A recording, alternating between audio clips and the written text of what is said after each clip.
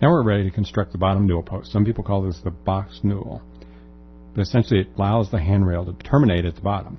Now remember, this was a component, but we made all the other components unique, so when we change this, it won't make any modifications. So we're just going to identify this, and then we'll go to Scale, and let's zoom in here. We're going to make it 2 inches wider this direction, and 2 inches wider in this direction.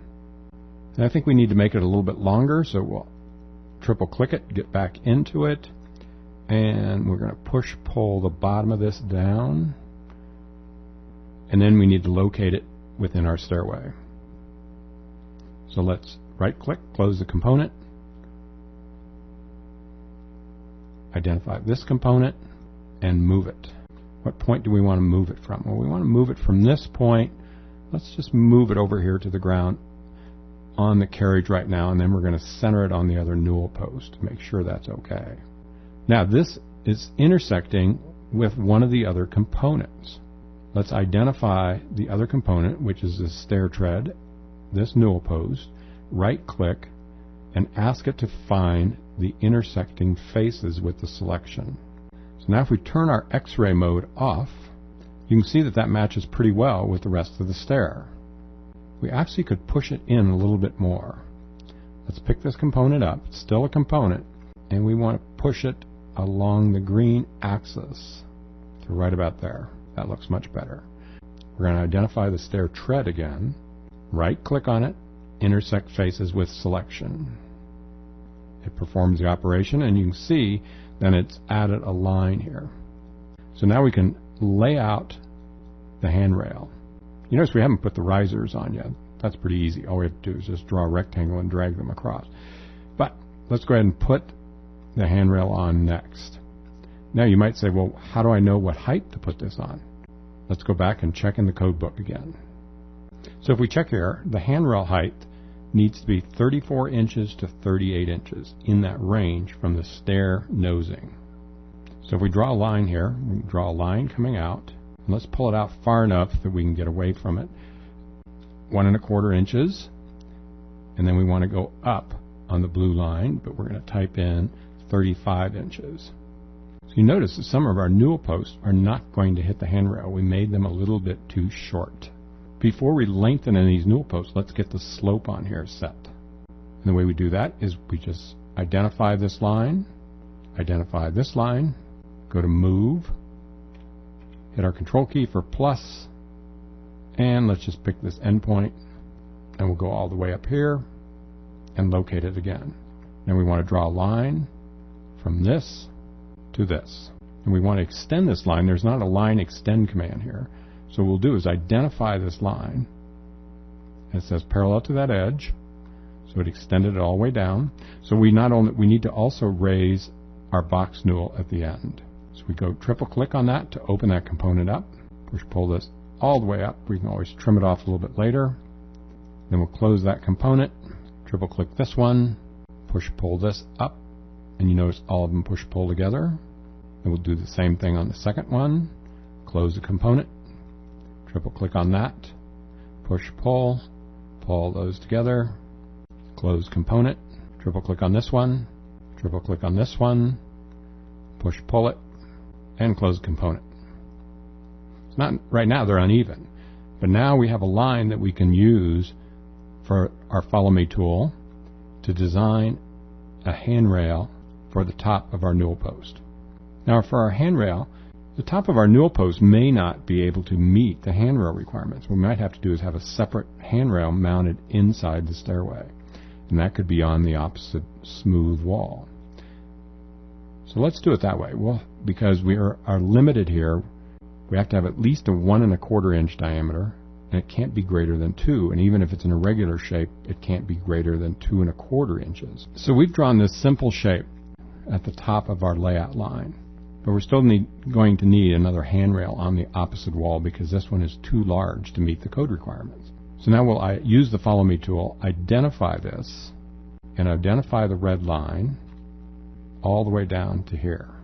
So now you can see that it has intersected all these newel posts. Well, we want to trim these off with the rest of the model. So we need to do And let's pull this up a little bit. One of the things Sketchup does is take the geometry of your cross-section and make it perpendicular. So we're just going to pull it up past this because this is going to die into a wall on the upper level. So we'll identify this object by triple-clicking on it, right-click, and say intersect the faces, this time with the model. And the other thing we want to do is identify it and say make a group. Go to our outliner, and you can see this group is highlighted. We're going to click the rename option and just call this handrail, or we could call it the baluster. So now we've extruded this. Now we're ready to find the intersection of these newel posts. Now this is a component as well as each one of these newel posts. So there are 3 newel posts here. And we'll ask it to intersect the faces of this newel post with the model, which it does. Now if we turn the handrail off by hiding it, then we can look at this, triple click this, and you can see that these individual surfaces now have been trimmed. Now we want to find the intersection point between these newel posts and the handrail. So we'll identify the newel post. It tells us which one it is. It's number 1. Triple click it. Triple click all the elements that are inside of it.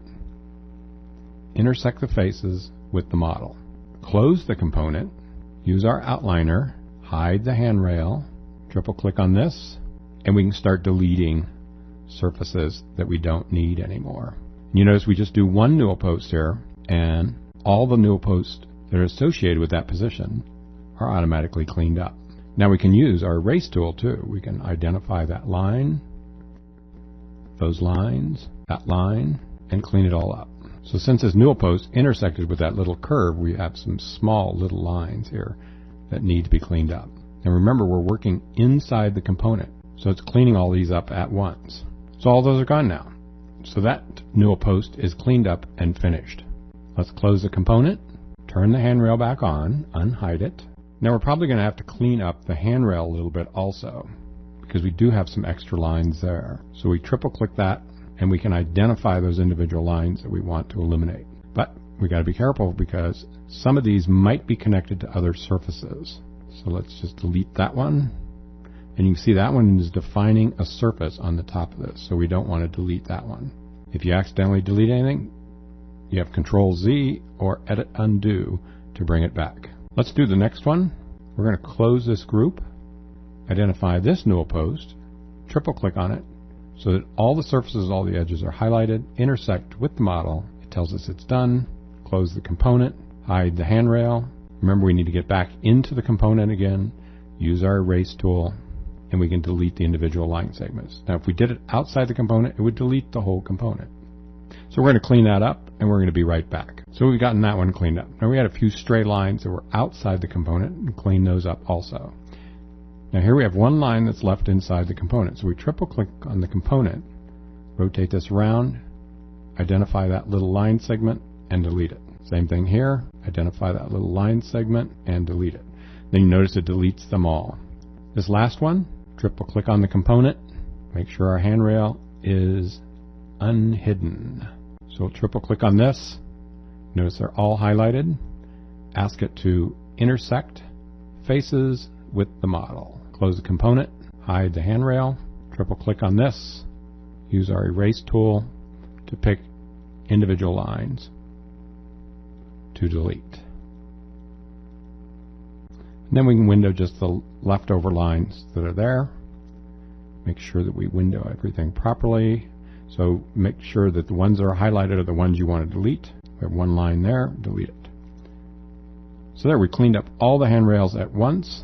Notice we have a few stray lines on this component. Triple click on it, pick that point, find that line, delete that line. Same thing with this one, triple click on it, find that line, delete that line, they're all gone. Now let's do our handrail next. Go to our handrail, unhide it, and now we can clean that up. Remember, this is a group, so we need to get inside it. We want to delete these extra lines. So we'll go through and delete these extra lines, and then we'll be right back. Rather than going in and creating and deleting all these little bitty line segments, what we did was actually just delete all the sides by window M, keep the end profile, keep one line, so that we can use the Follow Me tool.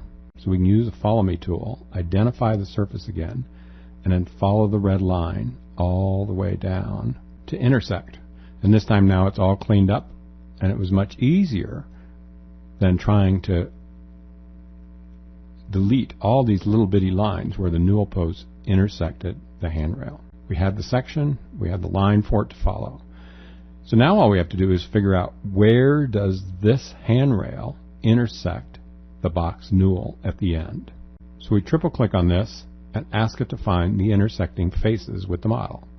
And it did. So what we want to do is close this group, identify this, which is one of the newel posts. It's highlighted here and highlighted on the list. We'll click hide. And then it's much easier. We can just delete this one group of faces.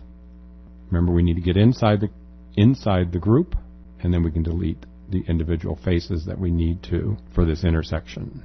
And we'll be right back. Now with the Pro version, which we'll be going over on our Pro lessons, it'll be much easier to do this by utilizing the new Boolean operations, which essentially take the surface model and treat it as if it were a solid model. By utilizing your layers and your outliner, you're able to designate all the different graphic elements that you have in your drawing. Let's go to View, Face Style, and go back to our X-ray mode.